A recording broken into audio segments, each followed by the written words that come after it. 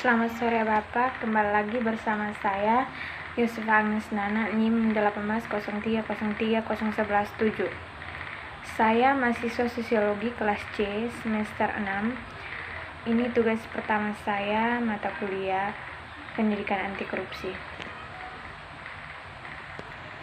Di dalam video ini saya akan mereview sebuah buku yang berjudul Korupsi Politik dan Tata Kelola yang ditulis oleh Dina El Sayed sebagai upaya untuk menjelaskan tentang korupsi di 15 negara-negara kawasan MENA.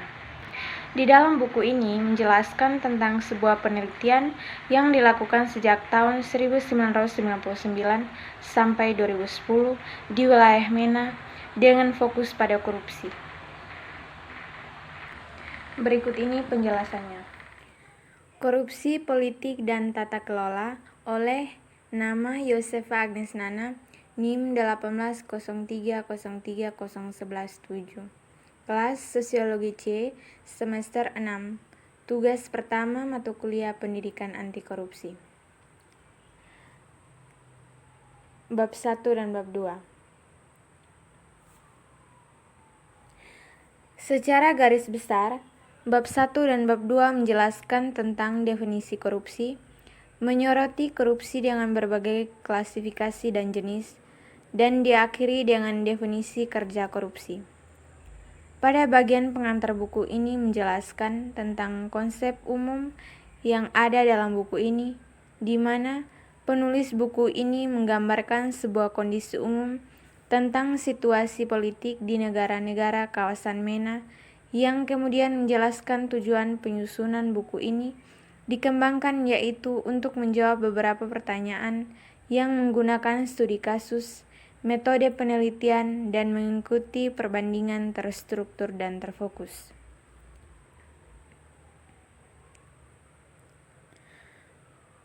Pada bab 3, tinjauan literatur. Secara garis besar, bab 3 mengulas literatur tentang korupsi dengan fokus pada pekerjaan mengatasi penyebab yang menyajikan cetak biru untuk mengembangkan analisis kerangka, kerja, dan hipotesis buku.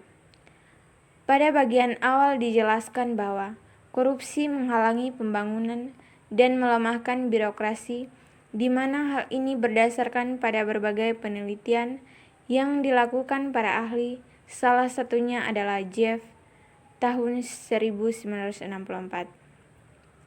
Selanjutnya, bab ini membahas tentang beberapa hasil penelitian yang menonjol dengan fokus khusus pada penyebab korupsi. Bab 4. Desain penelitian, metodologi, dan data kolektif.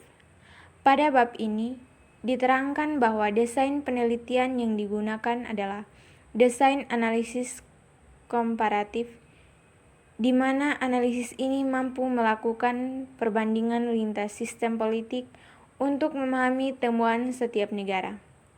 Ada beberapa metode yang digunakan untuk penelitian, yaitu metode studi kasus yang dapat menjelaskan hubungan sebab akibat dalam peristiwa yang nyata, dan metode perbandingan berfokus terstruktur untuk lebih menyelaraskan pertanyaan yang dibahas, variabel yang relevan, dan data di semua kasus. Dijelaskan juga bahwa data untuk buku ini dikumpulkan dari berbagai sumber seperti Indeks Uni Internasional, konstitusi, laporan khusus negara, dan wawancara ahli. Bab 5. Wilayah MENA, fitur unik dan rezim yang berkelanjutan. Bab ini diawali dengan penjelasan tentang beberapa perspektif jumlah negara yang bergabung dalam kawasan MENA, di mana buku ini membatasi wilayah MENA ke-15 negara Arab yang didasarkan atas kesamaan politik, karakteristik ekonomi dan sosial, dengan kemiripan tinggi selama masa penelitian, dengan kemiripan sejarah dan tradisi, dengan mayoritas berbicara satu bahasa dan berpegang pada Islam. Fitur unik dari kawasan MENA adalah sebagian besar negaranya mempertahankan beberapa aspek tradisional. Rejim yang berkuasa dibedakan berdasarkan sistem pemerintahan di sana, yaitu republik untuk beberapa negara dan monarki untuk beberapa lainnya.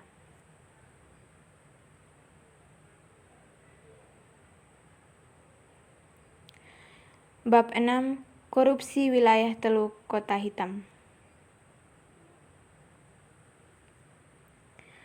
Perlu diketahui bahwa 15 negara diklasifikasikan menjadi 3 kelompok, di mana pada bab ini akan membahas 6 negara, yaitu Qatar, UAE, Oman, Kuwait, Bahrain, Arab Saudi. Pada setiap negara dibahas 3 hal utama, yaitu karakteristik rezim, status ekonomi, status perkembangan.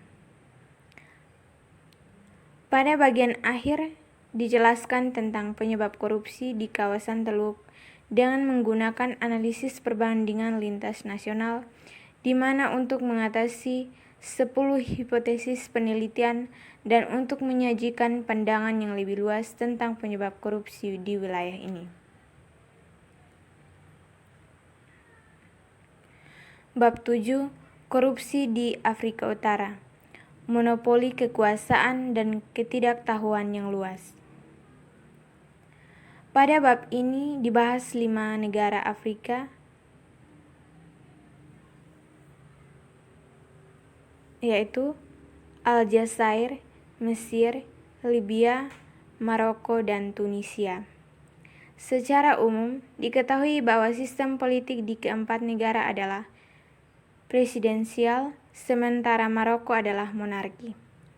Perekonomian Tunisia, Mesir, dan Maroko relatif sangat beragam dibandingkan dengan Aljazair dan Libya, yang mengandalkan terutama pada kekayaan sumber daya alam sebagai kegiatan ekonomi utama mereka.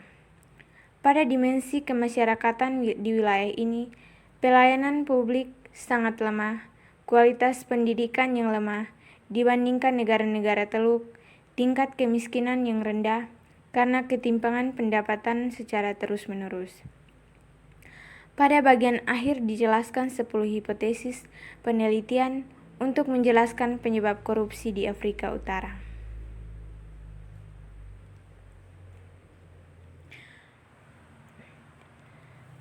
Bab 8. Korupsi di wilayah Masyriq dan Yaman, wilayah dalam gejolak. Wilayah Masyriq terdiri dari Suriah, Lebanon, dan Yordania. Sedangkan Yaman ditambahkan karena alasan pragmatis. Korupsi merajalela di seluruh lembaga negara di 4 negara ini karena ekonomi dan sebagian industri dikendalikan oleh penguasa elit.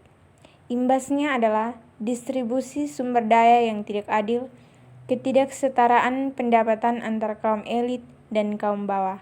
Pada bagian akhir dijelaskan tentang 10 hipotesis penelitian yang menggambarkan secara menyeluruh tentang berbagai penyebab korupsi di keempat negara ini.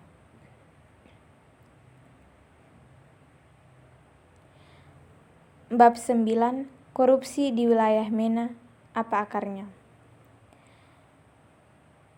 Penyebab paling kuat dari korupsi adalah rendahnya rasa hormat terhadap supremasi hukum.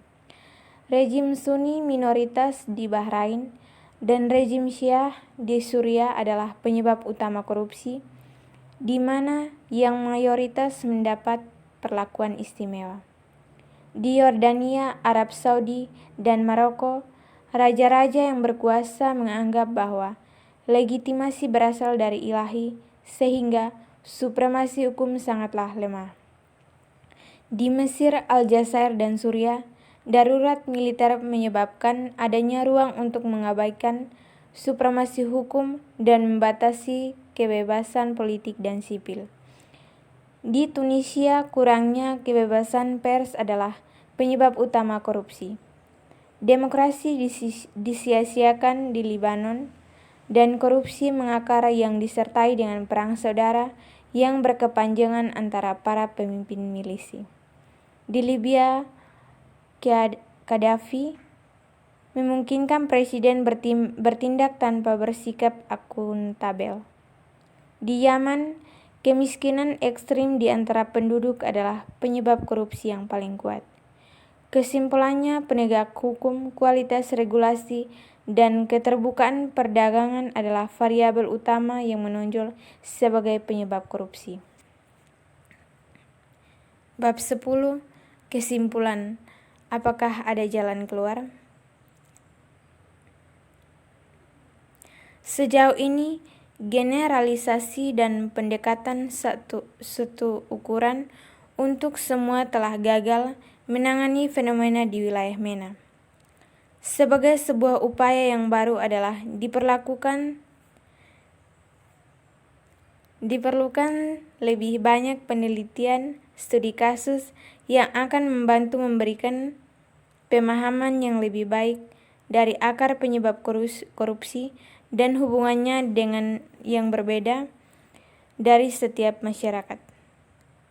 Dengan fokus penelitian pada dimensi sosial yang merupakan informal jaringan korupsi dan sebagai penghubung antara birokrasi negara dan komunitas, maka akan sangat membantu mempengaruhi tingkat korupsi di negara-negara kawasan MENA.